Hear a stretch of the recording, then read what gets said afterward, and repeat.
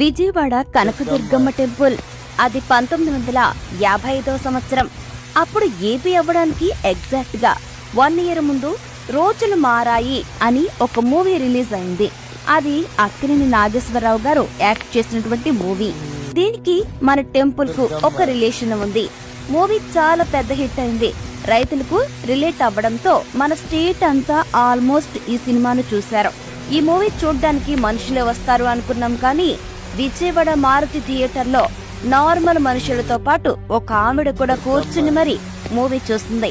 అది second show కావడం వల్ల మూవీ అయిపోయాక అక్కడ ఉన్నటువంటి రిక్షా అతన్ని ఇంద్రకీలాద్రికి వెళ్లాలని చెప్పి అడిగిందంట ఆమె. ఆ రిక్షా అతను కూడా సరే అమ్మా రండి అని తొక్కుతున్నాడు. చాలా సేపు వరకు సైలెంట్ గా ఉంది అట్మాస్ఫియర్. ఆ రిక్షా అతని పేరు వెంకన్న.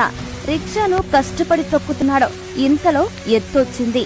వెనకాల ఉన్న ఆమె పోనీ నేను దిగిపోనా అని మొదటిసారిగా మాట్లాడిందట. అయ్యో పర్లేదమ్మా, ఈ కష్టం నాకు అలవాటే అని తొక్కుతున్నాడు అతను. అప్పుడు టైం ఆల్మోస్ట్ 12 గంటలు దాటేసింది. అప్పుడు వెనకాల ఉన్నామే ఏంటయ్యా నీకు భయం లేదా, ఈ టైంలో కూడా పని చేస్తున్నా అని అడిగింది. ఎందుకిలా అడిగిందంటే ఒకప్పుడు విజయవాడలో అర్ధరాత్రి దాటిన తర్వాత ఎవ్వరూ కూడా బయట తిరిగేవారు కాదట. ఎందుకంటే అప్పట్లో ఒక నమ్మకం ఉంది, ఆ విజయవాడని